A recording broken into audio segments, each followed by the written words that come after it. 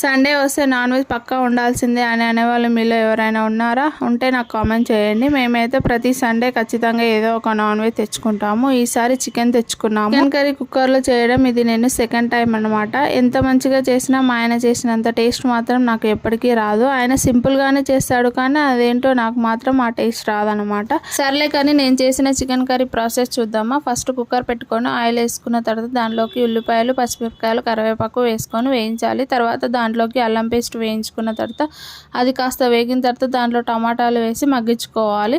అవి మగ్గిన తర్వాత దాంట్లోకి చికెన్ వేసి మంచిగా మిక్స్ చేసుకొని మూత పెట్టి ఉడికించాలి. తర్వాత మూత తీసి ఒకసారి మిక్స్ చేసుకుంటే దాంట్లోకి వాటర్ మొత్తం బయటికి వచ్చేస్తుంది. దాంట్లో ఉన్న వాటర్ మొత్తం ఎగిరిపోయేంత వరకు మధ్య మధ్యన కలుపుతూ మూత పెట్టుకొని బాగా ఉడికించుకోవాలి. మొత్తం ఎగిరిపోయిన తర్వాత దాంట్లోకి పసుపు, ఉప్పు, కారం, ధనియాల పొడి వేసుకొని మంచిగా మిక్స్ చేసుకొని మూత పెట్టి కొద్దిసేపు మగ్గించుకోవాలి. అలా కొద్దిసేపు అంతా మంచిగా మిక్స్ చేసుకొని మగ్గించుకున్న తర్వాత దాంట్లోకి ఒక హాఫ్ గ్లాస్ వాటర్ని పోసి మంచిగా మిక్స్ చేయాలి. దాంట్లో సరిపడినంత కొత్తిమీర కూడా వేసుకొని చికెన్ మసాలా ఉంటే కూడా వేసుకొని, నా దగ్గర లేదు కాబట్టి టైంకి వేయలేదు. అంతా మిక్స్ చేసుకున్న తర్వాత కుక్కర్ మూత పెట్టి హై ఫ్లేమ్లో 3 విజిల్స్ రానివ్వాలి. 3 విజిల్స్ వచ్చాక కుక్కర్ గాలి మొత్తం పోయిన తర్వాత మూత తీసుకొని చూస్తే మనకు టేస్టీ చికెన్ కర్రీ రెడీ అయిపోతుంది.